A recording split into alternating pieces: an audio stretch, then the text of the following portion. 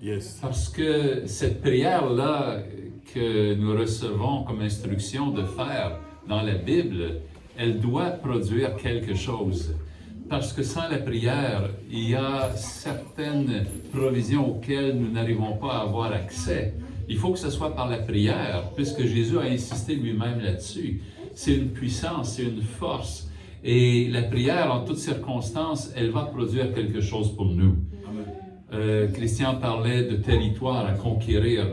La prière est une arme puissante pour lutter contre le mal qu'il peut y avoir sur un territoire. La prière est une arme puissante pour déloger des entités spirituelles des ténèbres et pour appeler des renforts angéliques, pour appeler la présence de Dieu à venir s'installer sur un territoire. Et on veut voir les territoires changer.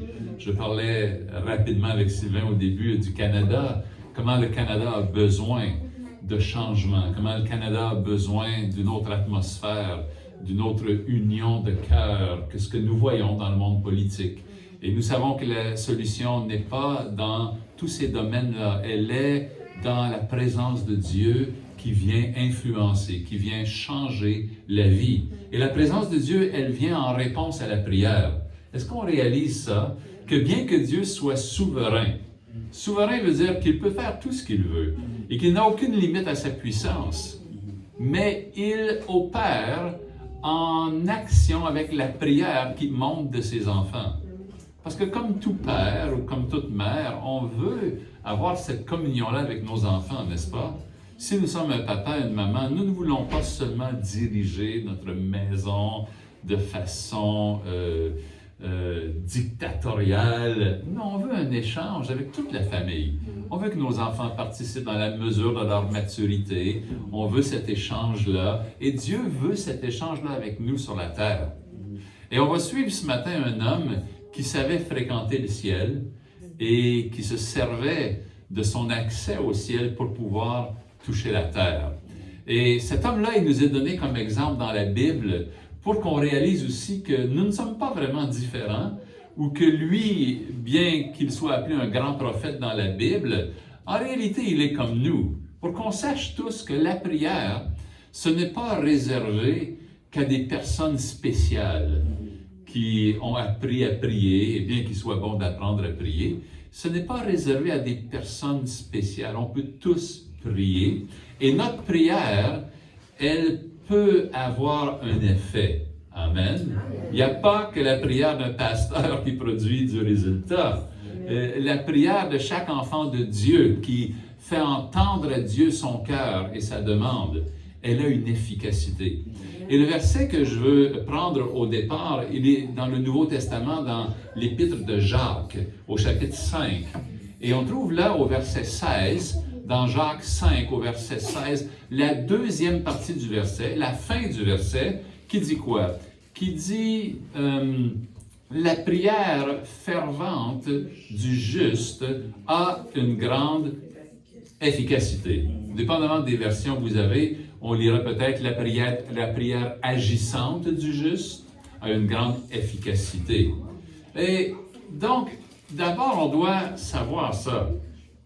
La prière fervente, c'est-à-dire qui est faite avec sérieux, qui est faite avec application, qui est faite de tout ton cœur, qui est faite avec passion. La prière dans laquelle on croit, la prière qu'on fait et on met tout ce qu'on a dans cette prière-là. Cette prière-là, elle a une grande efficacité. Et c'est la prière du juste. Et si on définit quelques termes ici, un juste, c'est quoi? Mais un juste, c'est une personne qui a reçu le pardon des péchés.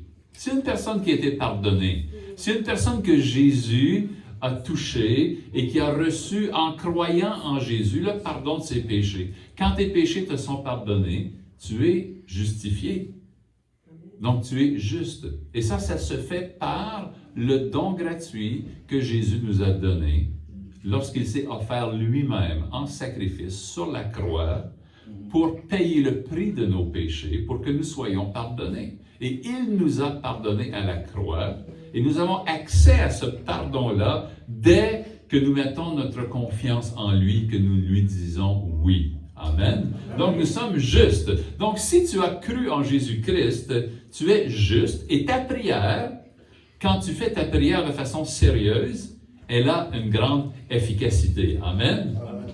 Ta prière est efficace. C'est-à-dire qu'elle va changer des choses. Notre sœur Emmanuelle chantait dans le dernier chant qu'elle a pris que la pluie vienne, que cette pluie-là vienne et descende. Et vous savez que symboliquement, la pluie dans la Bible représente la bénédiction de Dieu. Parce que si la terre est sèche, et on parle vraiment d'une sécheresse, où la terre est craquelée, où il n'y a plus rien qui pousse. Quand il n'y a plus rien qui pousse, tu ne peux plus manger. Aujourd'hui, on ne se rend pas compte parce que nous sommes habitués à acheter notre nourriture au supermarché. Mais ça ne pousse pas dans le supermarché. Ça pousse sur la terre. Et il faut que la terre soit arrosée. S'il n'y a pas d'eau pendant longtemps, il y a un sérieux problème. Et on vient à manquer de provisions. Donc, quand le peuple, spécialement au temps d'Israël, dans le temps biblique de l'Ancien Testament, il dépendait carrément de l'agriculture pour vivre. Comme, en fait, aujourd'hui, ça n'a pas changé. Nous dépendons encore de l'agriculture. Nous n'en sommes pas toujours conscients dans nos villes, mais dans le monde entier, nous dépendons des récoltes pour pouvoir vivre. Et il faut les bonnes conditions pour que ces récoltes-là viennent. C'est pourquoi dans la Bible, la pluie est associée à la bénédiction que Dieu envoie. Parce que quand il envoie la pluie au bon moment, tu auras une bonne récolte. Et si tu as une bonne récolte, tu mangeras du pain. Amen. Tu boiras du vin ou du jus, en tout cas, selon, tu auras le fruit de la terre qui te donnera des fruits et tu auras tout ce qu'il faut pour vivre avec ta famille. Amen. Donc, la pluie est une bénédiction. Et donc, j'ai aimé ce chant-là parce qu'on va parler de cet homme-là qui arrive au verset 17 et qui va prier pour la pluie. En fait, il va prier d'abord pour la sécheresse et ensuite pour la pluie. Il va prier d'abord pour la sécheresse parce que Dieu voulait juger une nation et un roi qui était infidèle. Et ensuite, il voulait changer la situation et bénir. Cet homme-là, qui était l'instrument de Dieu dans la prière, s'appelle Élie.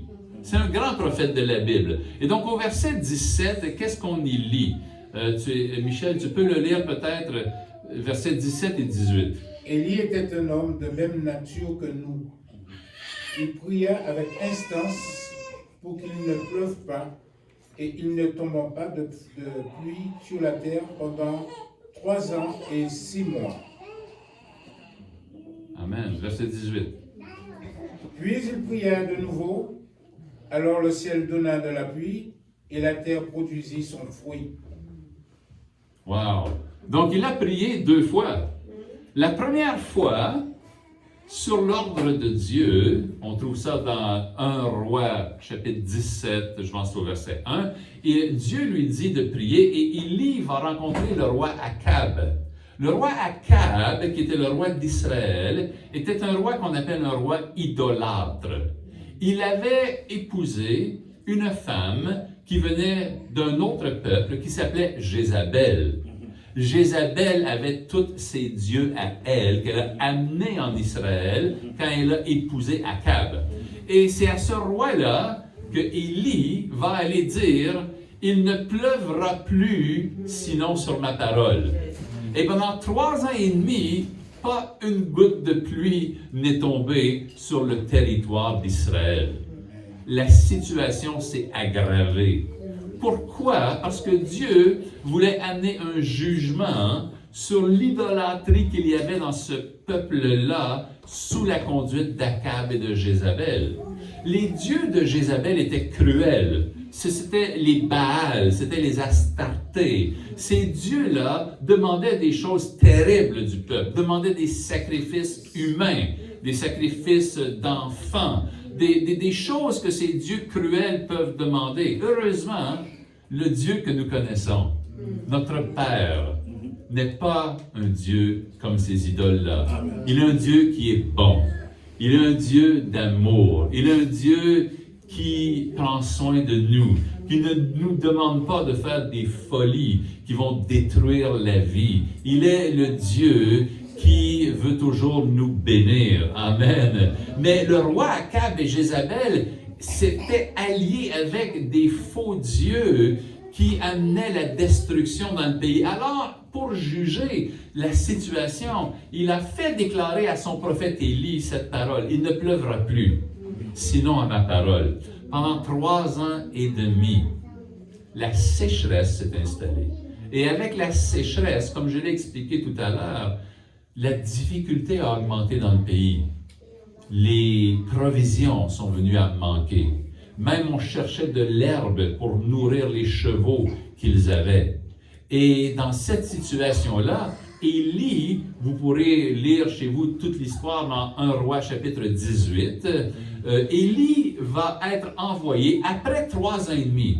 Et il vivra certaines choses pendant ces 3 ans et demi-là. Dieu va prendre soin d'Élie de façon surnaturelle. Il va le nourrir, il va lui donner à boire. Mais après 3 ans et demi, il va dire maintenant, va trouver Akab. Et dis-lui que je suis prêt maintenant à faire quelque chose. Et Élie va se mettre et chercher où est Akab. Akab, le roi, pendant ce temps-là, avec un de ses serviteurs, se promène. Il cherche un peu de foin pour que ses chevaux ne meurent pas au moins. Et là, Élie va rencontrer d'abord le serviteur.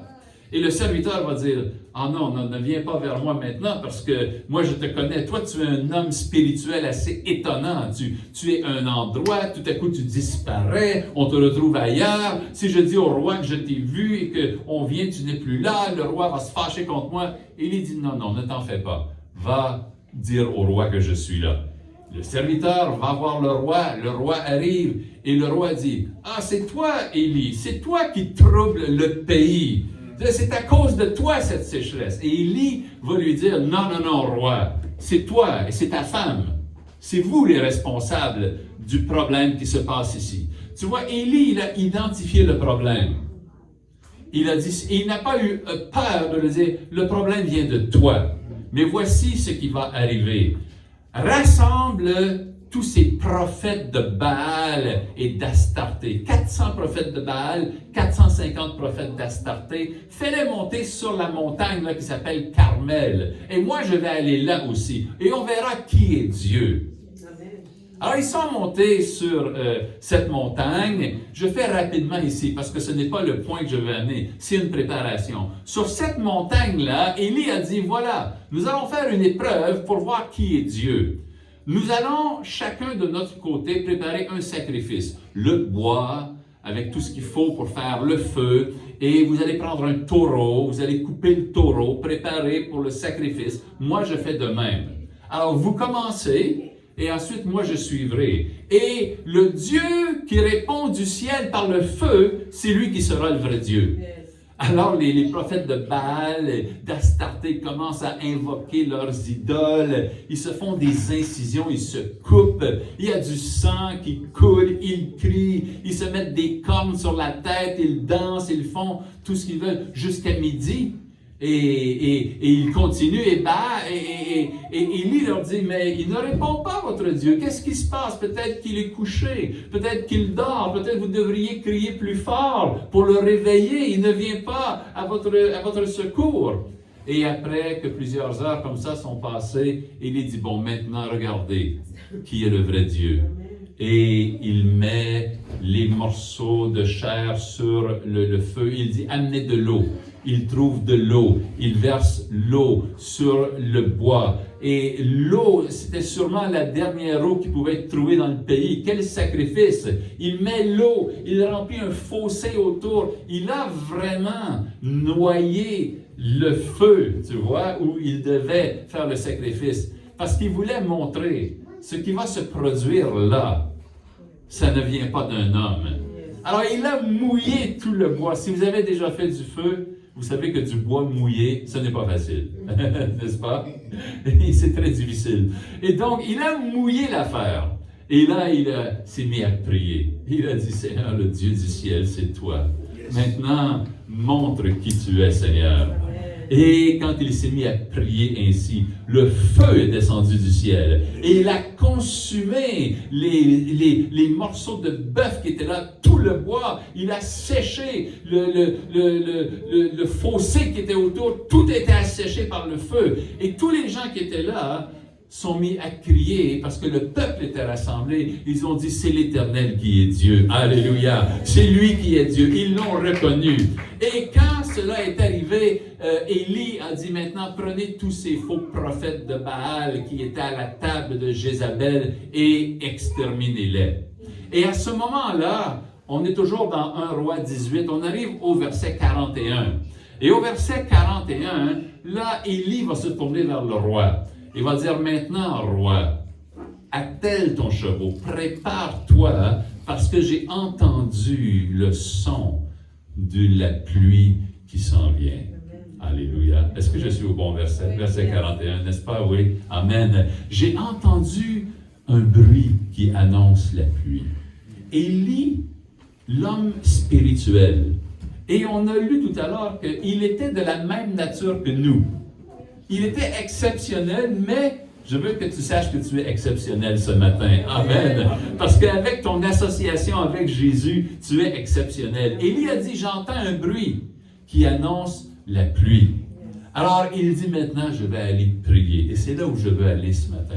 Élie a dit, je vais aller prier. Et il s'est mis à genoux. Il a penché son visage contre terre. Et il s'est mis à prier. Il s'est mis à prier pour ce qu'il avait entendu dans l'esprit. Parce qu'il n'y avait que lui qui avait entendu le son de la pluie. Personne n'a entendu le son de la pluie. Il y a 3 ans et demi qu'il n'y avait pas de pluie. C'était la sécheresse.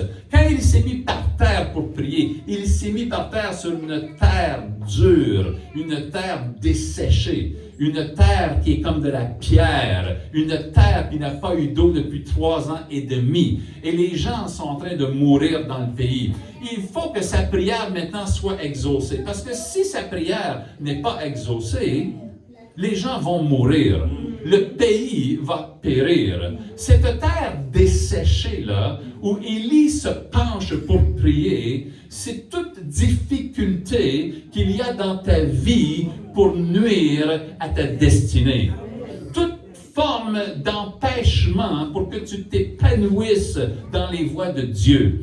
Toute forme d'obstacle qui vient contre toi pour te nuire, pour te détruire, pour s'attaquer à ta maison, pour s'attaquer à tes finances.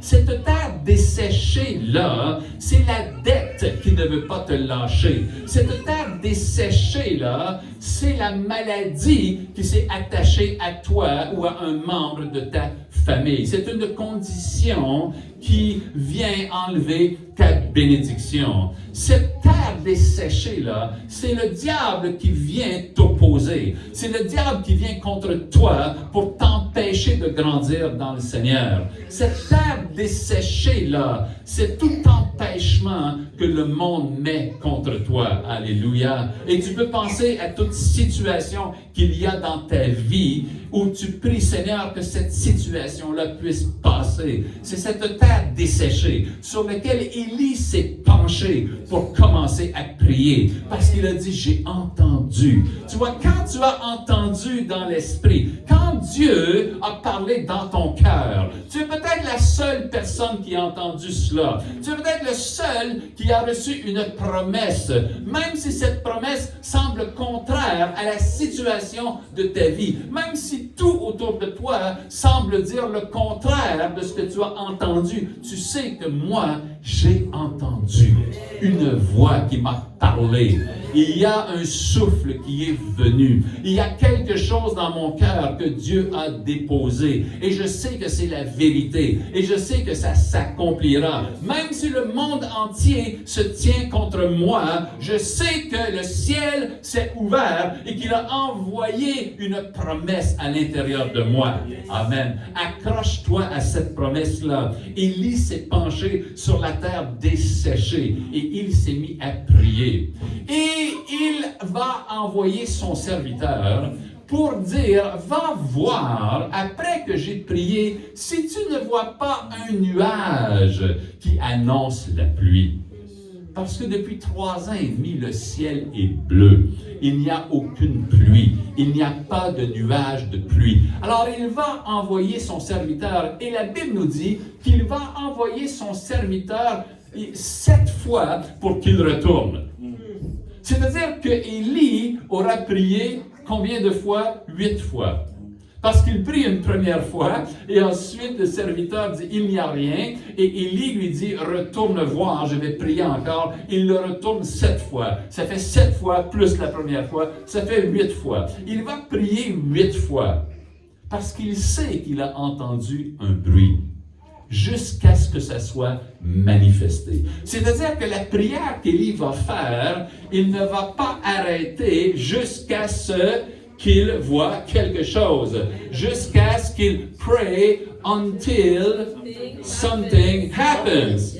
Prie jusqu'à ce que quelque chose arrive.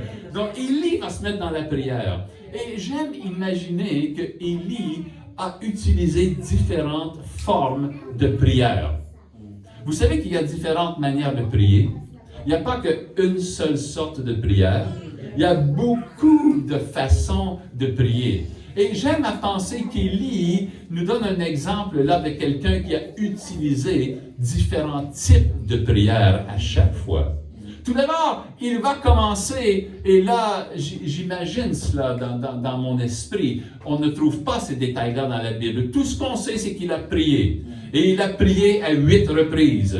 Et donc, j'aime à penser qu'il a prié de façon différente. Il a commencé peut-être avec une requête. C'est peut-être la forme la plus simple de la prière, la requête. La requête, ça veut dire quoi? Ça veut dire que tu fais savoir à Dieu ce que tu demandes, tout simplement. Voilà ce que je voudrais que tu fasses pour moi. Voilà quelle est ma demande. Dans le cas d'Élie, Seigneur, que ce que j'ai entendu, ce bruit de la pluie, eh bien, qu'il soit manifesté par un nuage maintenant qui annonce la pluie et que la pluie descende. Voilà ma requête, Seigneur. Il demande à son serviteur, va voir un peu si tu ne vois pas le nuage maintenant. Le serviteur vient et dit, je suis désolé, Élie, le ciel est bleu, il n'y a aucun nuage. Élie dit, non, ça ne fait rien, ne t'en fais pas, je vais prier encore. Et après que j'aurai prié, toi, retourne pour voir. Élie, cette fois-là, va dire, je vais faire une prière de supplication. C'est-à-dire que non seulement j'y vais avec ma requête, mais j'ajoute la supplication. Je vais prier avec instance. Seigneur, nous avons absolument besoin que tu fasses ce miracle. Seigneur, la prière que je te fais maintenant, notre vie en dépend. Seigneur, regarde ton peuple qui est là, qui va périr si tu ne donnes pas la pluie. Je t'en supplie, Seigneur. Je vide mon cœur devant toi. C'est une prière de supplication. Écoute-moi, Éternel, entends-moi, je prie et je persévère, je demande, même avec larmes, même avec des cris, ce sont des supplications, de grandes supplications. Éternel, je prie, entends ma voix. Et le serviteur va voir et revient et dit, non, il n'y a toujours rien. Élie dit, je n'ai pas encore terminé de prier. Retourne voir. Et Élie, cette fois, va prier d'une autre façon. Et il va dire, je vais utiliser la prière de consécration. La prière de consécration. Et Élie va prier. Il va dire, Seigneur, je viens avec cette prière me donner entièrement à toi. Peut-être, Seigneur, qu'il y a dans ma vie, je ne sais pas, quelque chose qui ne te plaît pas. Même que je ne suis pas au courant, peut-être qu'il y a quelque chose que j'ai fait qui ne te plaît pas. Peut-être peut-être même que c'est une pensée qui est venue dans ma tête qui ne te plaît pas. Seigneur, sanctifie-moi tout entier, l'esprit, l'âme et le corps. Alléluia. Seigneur, pardonne ton serviteur. S'il y a la moindre chose en moi qui n'est pas conforme à ton cœur et à ta pensée, Seigneur, viens rétablir en moi la juste et la parfaite harmonie avec toi. Je me consacre à toi. Dans cette prière, pour que la pluie vienne, je me donne entièrement à toi. Je t'appartiens, Seigneur. Je suis ton enfant, je suis ton serviteur. Je me donne pour ta sainteté en moi. Sanctifie-moi, je me consacre à toi. Alléluia. Le serviteur va voir, il dit, il n'y a toujours pas de pluie que je peux voir venir, Élie. Élie dit, ça ne fait rien. Retourne, parce que je n'ai pas encore terminé de prier. Je vais prier encore et mon Dieu va encore agir. Cette fois-ci, Élie dit, je vais utiliser la prière de la louange. Alléluia. Et il va se mettre à louer Dieu, parce que même si il n'y a encore pas de nuages dans le ciel, Élie dit, je n'ai pas besoin d'attendre la manifestation physique, parce que je sais déjà à l'intérieur de moi que mon Dieu répond à ma prière. Et je vais me mettre à le louer, comme notre sœur Emmanuel a dit ce matin. Je vais le louer, alléluia. Et il se met à louer Dieu, il se met à l'adorer, il se met à élever son nom, il se met à chanter pour Dieu, il se met à déclarer qui est Dieu, à élever son nom au-dessus de tous les noms, à déclarer ses attributs, à déclarer sa grandeur, à célébrer qui est Dieu, alléluia. Il le loue par des chants, il le loue peut-être même en dansant sur ses genoux sur cette terre desséchée. Il loue Dieu. Son serviteur l'entend chanter. Peut-être qu'il se dit, je pense que mon maître est en train de devenir fou. Alléluia. Mon maître Élie qui est là est en train de chanter sur la poussière. Il est en train de chanter sur la misère. Il est en train de chanter sur la situation terrible. Amen. Bien-aimé, tu dois apprendre à louer Dieu sur ta situation. Tu dois apprendre à danser sur le problème. Tu dois apprendre à célébrer Dieu sur la difficulté qui est dans ta vie et monter plus haut. Amen. Tu dois monter plus haut dans ton esprit parce que Dieu ne change pas. La situation qui te bloque dans ta vie ne fait rien changer de qui est Dieu. Dieu reste Dieu. Alléluia. Et il est capable d'enlever le blocage, mais toi, tu dois monter au-dessus. Toi, tu dois le louer. Amen. Il dit à son serviteur, regarde un peu maintenant si Dieu n'a pas répondu à ma prière parce que je viens de le louer. Et le serviteur va aller voir et comme vous vous en doutez, il va revenir en disant, Élie, je suis désolé, mais je pense que ça ne fonctionne pas. Et Élie va dire, mais qu'est-ce que tu dis? Ça fonctionne toujours. Mon Dieu n'a pas fini d'agir et moi, je n'ai pas encore terminé de prier. Retourne, je vais me mettre en prière. Alléluia. Et Élie, cette fois, va dire, je vais utiliser la prière d'action de grâce. Amen. Quelle prière puissante. Quand tu te mets à remercier Dieu, avant même que tu aies reçu ce que tu demandes. Lorsque tu dis merci à Dieu, parce que tu as tellement confiance en lui, que même si tu n'as pas vu encore ce pourquoi tu pries, tu le remercies déjà parce que tu sais qui est Dieu. Amen. Et Élie se mit à le remercier. Seigneur, qui est comme toi? Qui est comme toi dans tout Israël? Tu n'es pas comme ces idoles de Jézabel et d'Akab. Tu n'es pas comme ces dieux qui ont des bouches de pierre mais ne parlent pas. Ces idoles qui sont faites en bois mais dont les mains ne bougent pas. Toi, tu es le Dieu qui répond. Seigneur, je veux te dire merci. Parce que je sais que tu as commandé la bénédiction. Alléluia. Je veux te dire merci, Seigneur. Et encore une fois, le serviteur l'écoute prier et se dit une fois de plus, je pense que mon maître Élie perd la boule. Il est en train de remercier Dieu dans la poussière. Il n'y a rien. Il n'y a même pas un petit signe dans le ciel. Tout est bleu. Il est en train de remercier Dieu et Élie continue. Ah, Seigneur, comment te dire merci? Comment, Seigneur, t'apprécier au niveau que tu mérites? Parce qu'il n'y a personne comme toi. Je te dis merci. Je suis tellement béni, Seigneur, d'être devant toi et de prier parce que je sais que tu réponds à la prière de ton serviteur. Alléluia. Je m'attends maintenant de voir la réponse à ma prière. Il dit à son serviteur, vite, dépêche-toi, retourne, va voir maintenant si tu ne vois pas un nuage dans le ciel. Et le serviteur va revenir et dire, Élie, je suis vraiment désolé, mais il n'y a aucun signe de réponse à ta prière. Élie va dire, ne t'en fais pas, parce que je vais maintenant prier par l'Esprit. Alléluia. Je vais faire un type de prière qu'on appelle la prière par l'Esprit.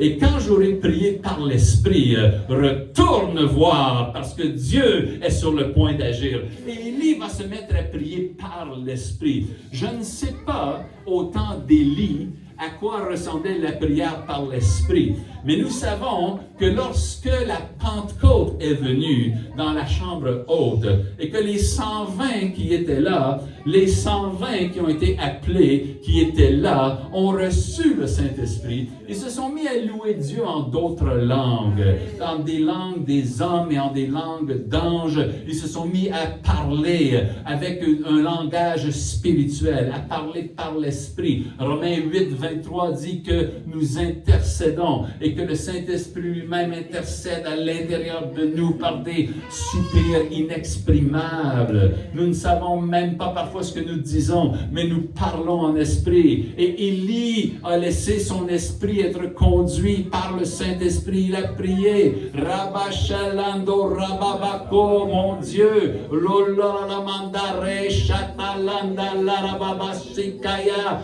Oh lolore chande namainanke amasipandoe. Lainama sibre tataini monda kundeba sendara lolara. Il a prié. Rebababa shotole. Landalando redera kike sema. Amaine nando la bamba chandele. Alando lolo. Il a prié. Et la bochette teke. Oh, quelqu'un doit prier ce matin. Chandara la bosoto rababa. Quelqu'un doit prier ce matin. Sharalabato rababa shandai nekaya. Il a prié. Et nous prions. Rebaba shaka. Nous prions que la sécheresse cesse. Nous prions pour ce territoire de lumière du monde. Nous prions pour cette église. Nous prions pour le pasteur Christian Inada. Nous prions pour que le ciel s'ouvre. Nous prions pour que le nuage vienne avec la bénédiction. Il y a prié et nous prions. Il y a prié. Il était sur le sol, desséché, mais son cœur était au ciel. Il priait par l'esprit. Il persévérait. La prière fervente du juste a une grande efficacité. Élie était un homme de même nature que nous. Il a prié et il n'a pas tombé de pluie pendant 3 ans et demi. Puis il a prié de nouveau et le ciel s'est ouvert et il est venu rencontrer la terre. Alléluia, au nom puissant de Jésus. Élie a prié et il a dit à son serviteur, va voir si Dieu maintenant n'a pas envoyé le petit nuage qui annonce la pluie. Et le serviteur est revenu plein de doutes. Il a dit, Élie, je pense que ça ne fonctionne pas tout ce que tu fais. Il a exprimé ses doutes. Et Élie a répondu par la foi. Élie a répondu par la foi. Il faut que tu répondes par la foi. Élie a dit, je vais faire la prière de la foi. Alléluia. Il dit, je vais faire comme Caleb. Caleb, cet homme qui avait une promesse de Dieu, de prendre une montagne en Israël. Caleb, qui était déjà âgé de 80 ans et plus, lorsque le temps est venu de prendre cette montagne, a dit à Josué, son vieux compagnon, il a dit, Josué, tu te rappelles de la promesse promesse que Dieu m'a faite lorsque j'étais un jeune homme avec toi. Eh bien, maintenant, j'ai plus de 80 ans. Je suis toujours vigoureux. Je suis encore plein de force. Donne-moi cette montagne, Josué. Donne-moi ma montagne. Je sais qu'il y a des géants sur cette montagne. Il me tarde d'y aller et de les conquérir et de les abattre. Je vais posséder la promesse que Dieu m'a donnée. Cette prière de la foi. Et Élie s'est mis à prier avec la foi. Alléluia. Parfois, il faut que tu répondes avec foi à tes ennemis, à tes situations. Amen. Il faut que tu dises à ceux qui s'opposent contre toi, retourne parce que je viens de prier. Alléluia. Parfois, tu vas avoir un médecin qui va t'annoncer que tu as un tumeur qui est cancéreux. Et tu dois lui dire, moi, je me suis mis en prière. Toi, retourne faire tes examens au nom puissant de Jésus. Retourne vérifier encore ce que tu as sorti dans tes tests parce que je viens de prier. Alléluia. Parfois, c'est à ton banquier que tu dois dire, retourne voir dans le compte parce que tu as dit qu'il n'y avait rien. Mais moi, j'ai fait la prière de la foi. Retourne voir si les choses n'ont pas changé dans le compte. Alléluia. La prière de la foi. Élie a fait cette prière. Amen. Et il a dit à son serviteur, retourne voir si Dieu maintenant a envoyé la réponse. Et le serviteur est revenu une fois de plus en disant, je ne vois toujours rien. Élie a dit, ne t'en fais pas. Parce que je connais mon Dieu. Je me remets en prière. Je vais maintenant faire la prière de la déclaration. Et toi, retourne parce que je vais encore prier et Dieu va encore agir. Et Élie s'est mis à déclarer. Et il s'est mis à déclarer ce qu'il voyait dans l'esprit. Il a dit, je déclare sur la parole que j'ai reçue à l'intérieur de moi, sur le bruit que j'ai entendu, sur ce que Dieu m'a fait connaître. Je déclare que la pluie maintenant va tomber. Je déclare que le nuage maintenant va venir. Et tu dois te lever dans ta situation et déclarer par la foi, proclamer la chose, l'annoncer avant même qu'elle soit matérialisée. La dire pour qu'au son de ta voix, quelque chose soit créé. Et Élie a déclaré, cette pluie maintenant va venir. Et cette fois, le serviteur est revenu. Il a dit, Élie, j'ai vu un petit nuage gros comme la main d'un homme. Et Élie s'est levé. Il a dit, voilà, Dieu a accompli la prière. La prière fervente du juste a une grande efficacité. Alléluia. Il a dit au roi, maintenant cours, parce que la pluie va te surprendre. Et ce n'était pas une petite pluie. La pluie est descendue. La pluie est venue inonder le pays parce qu'Élie savait comment prier son Dieu. Alléluia. Quelqu'un doit prier ce matin pour sa situation. Quelqu'un doit prier pour cette maison ici, au nom puissant de Jésus. Alléluia. Quelqu'un doit se lever avec moi pour prier ce matin, parce que nous sommes venus demander que le ciel soit ouvert au nom de Jésus. Nous sommes venus demander que la situation change dans la vie de quelqu'un. Nous sommes venus, comme Élie, invoquer le Dieu du ciel. Il était un homme de même nature que nous. Il n'était pas différent, mais il savait aller devant Dieu. Il savait persévérer dans la prière. La prière fervente du juste a une grande efficacité au nom puissant de Jésus. Je veux que tu regardes cette situation qui est dans ta vie. Je veux que tu regardes ce blocage et que tu lui parles au nom de Jésus. Que tu déclares sur ce blocage qu'il doit partir. Rabashoto, rabababashoto, kaya. Seigneur, nous sommes rassemblés ici avec ton esprit, avec le Saint-Esprit de Dieu. Il n'y a rien d'impossible à celui qui croit. Et à celui qui prie, il voit l'exaucement de sa prière. Seigneur, nous avons des promesses, nous avons des désirs que tu nous as donnés. Ils vont s'accomplir. Alléluia. Raboshatata. Nous prions pour la lumière du monde. Nous avons vu cette vision de 120 missionnaires. Nous avons vu ces programmes intensifs. Nous avons vu ces maisons qui doivent s'ouvrir. Nous appelons la réalisation de ces visions au nom puissant de Jésus. Nous appelons le miracle pour Christian et Nada.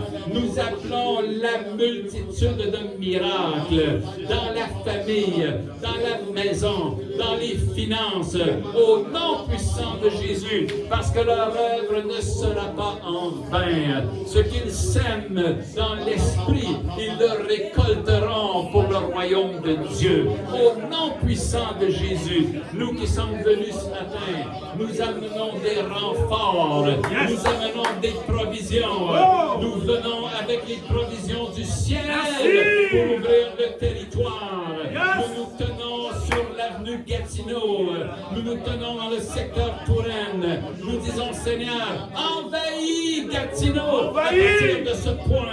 Envoie tes armées célestes pour prendre ce terrain au nom puissant de Jésus. Alléluia. Oh Seigneur, nous prions, nous voyons la solution venir. Nous prions jusqu'à ce que quelque chose arrive au nom puissant de Jésus.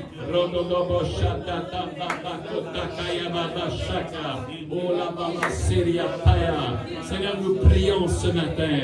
Nous prions pour la sœur Emmanuel au nom puissant de Jésus.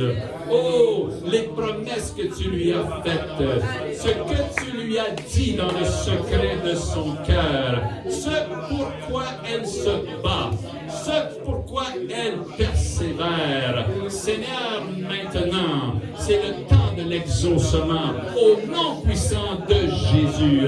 Oh, elle a un esprit excellent. Maintenant, glorifie ton nom dans la vie de notre sœur au nom puissant de Jésus. Enlève les blocages, enlève les obstacles, Seigneur. Mets-la au large, Seigneur. Étends les cordons de sa tente au nom puissant de Jésus. Nous voulons fortifier, Seigneur, chaque personne qui est ici par la prière. Je veux prier pour Sylvain et pour sa maison et pour sa famille. Je prie, Seigneur, qu'il soit visité par la bonté de Dieu. Qu'il soit visité, Seigneur, par le cœur de Dieu. Que toute cette famille puisse rencontrer la douceur, la bonté, l'amour de Dieu et la provision de Dieu. Alléluia. Pour qu'ils puissent savoir hors de tout doute que Dieu est pour nous, qu'il n'est pas contre nous et qu'il a fait des plans excellents nous concernant et qu'ils puissent se réjouir de tout ce que tu fais dans leur vie au nom puissant de Jésus. Donne-leur de l'avancement, Seigneur, dans la carrière. Donne-leur de l'avancement, Seigneur, dans les projets, dans les finances, dans la santé. Établis-les encore plus fortement, Seigneur, dans ton cœur et ensemble comme maison, au nom puissant de Jésus. Alléluia. Notre Dieu n'a pas fini d'agir, bien-aimé. Amen. Tant que le peuple de Dieu n'a pas terminé de prier, Dieu n'a pas fini d'agir. Au nom puissant de Jésus. Tant que tu persévères dans la prière, Dieu continue d'agir. La prière fervente du juste a une grande efficacité. Alléluia. Nous prions pour la famille de Jacob et Karine. Seigneur, nous te bénissons pour les enfants qui sont là. Nous te bénissons, Seigneur, pour une famille qui a été ensemencée par le ciel et que tu déplaces comme le vent déplace l'esprit et que tu amènes, Seigneur, pour faire une percée. Nous déclarons le mot percée sur votre maison. Percée sur votre maison. Une percée de Dieu. Celui qui fait la brèche. Celui qui ouvre la brèche. Le roi qui marche devant vous pour que vous puissiez entrer et sortir et trouver des pâturages et établir